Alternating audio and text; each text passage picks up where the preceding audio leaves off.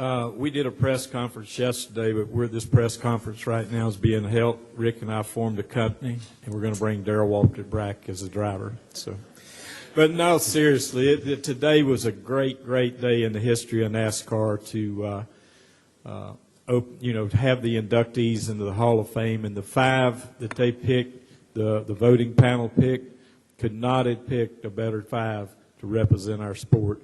And from the France family who brought NASCAR racing to us and made NASCAR what it was, to the great drivers that were involved in it, it's just unbelievable. Rick, your thoughts? I think Richard kind of summed it up. When you walk into the Hall of Fame, you become a fan, and when you have a chance this morning, when you've got David Pearson and Darrell and all those guys, the Allison brothers, all in one room with Junior and Richard. It's almost humbling when you think about the sport and where it's come from, and the Hall of Fame is such an unbelievable place, and it turns anybody that even if you've been involved with it 25 years, you become a fan all over again because it's got so much history, and I just think it's so neat that we've got something to showcase the people like Dale Earnhardt of the France family or Junior or Richard, that the new fans can go in and see that history for years and years to come. So it's I just don't think we could have had it in a better place, and I don't think the city of Charlotte could have done a better job and a partner with NASCAR to produce something that's spectacular. DW? Yeah, one of the things that I sat there and I observed was the people in our sport. I've been in this sport for a long time, and I recall being asked to go maybe to speak to a group of businessmen, or to go to New York and go on some morning shows, or any number of things. And I always remember how people looked at us and how they quite honestly made fun of us, that we were a regional sport with a bunch of rednecks that wore ball caps and uniforms with patches all over them.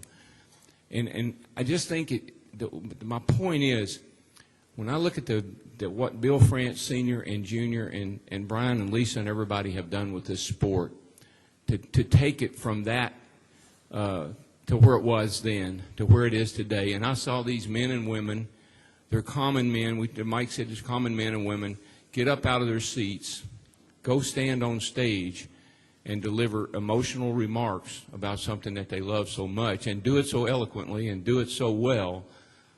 It makes me very proud to be a part of this sport. It made me proud to be a part of the driver of it. It made me proud to be a driver. It makes me even prouder just to be a part of the community, the NASCAR community. We have come so far and done so much, and this hall is just indicative of the growth of the sport and how it has changed through the years. And that's what I love about the hall. It's got the history, it's got the present, and it has the vision to see the future, and that makes this place unique to any place I've ever been. Questions for these 3 gentlemen? Please raise your hand. We've got 2 helpers with microphones. State your name and affiliation. Tom Pope, Jenna Fryer, Joe Minzer, and then Tom Jensen. Go ahead, Thomas Pope. Thomas Pope, the Fayetteville Observer. Darrell, the commonality between Earnhardt and Petty is the 7 championships, but were they alike when it came to giving you a piece of their mind? And you sort of illustrate if there was a difference, what it was like. Did I understand you? What was the difference? I'm not sure I understood. They wanted to get in your face, when y'all had disagreements, how they approached it with you. We heard Kyle talking about the long finger in the chest for his dad, but what was it like? How was it like to be chewed out by the both of them? I see it. Yeah. Well, with Richard, Richard was rather straightforward. He liked to confront you right away, and he has. There's no question. I think E.T. stole his index finger. It's the longest index finger I've ever seen, and it's kind of bowed a little bit where he's poked people in the chest so many times, me being probably one of the main ones. So Richard would come to you and would say to you, boy, you don't know what you're doing. You're going to hurt somebody, or you're going to wreck somebody, or, just calm down. You need to just calm down. Dale, on the other hand, Dale would just pretty much let you know once you got on the racetrack if he was happy with you or not. Dale was, he treated everybody the same. He didn't care who you were. You could be his best friend. If Richard Childress was driving a race car, he would have put the fender to him to move him out of the way to win a race. And that's the way Dale, that was just who Dale was. And I didn't appreciate it at the time, but as I look back, I respect that. A lot of guys try to make excuses about things that happened. Dale made no excuse. You were in my way, you weren't going fast enough, and I moved you. Get over it. Go ahead, Jenna. Jenna Fryer, Associated Press. I guess for all three of you, today, five men were honored today, but in reality, NASCAR was honored today. And that ultimately is the Frances. It's Big Bill and Bill Jr. And what do you think that it's like for their family today, for Brian and Lisa and Jim? I mean, this is a really big, special day for their family and for what their family did for auto racing. Jenna, I think I could even take that a step further. I mean, here's a man that's lost his son and has a kid driving for him that lost his dad, and Richard lost Dale, his best friend. I'd love to hear. I'd like to hear a comment from them on that, because they're a lot more invested in today emotionally than maybe I was. I think for the France family, number one, I was probably sweating this induction more than any of the championships that I've done, because I knew how this was a one-time inaugural deal, and this was the first 5. And I think it weighed on everybody, and you go on about life sometimes, and you think about today and tomorrow and what you have to do, to get all the things done this week. And this has brought back so many memories of how fortunate we all are, and how it was not easy to bring it from where it was on the beaches of Daytona. And a lot of people sacrificed, and a lot of people made the ultimate sacrifice. They gave their lives. And I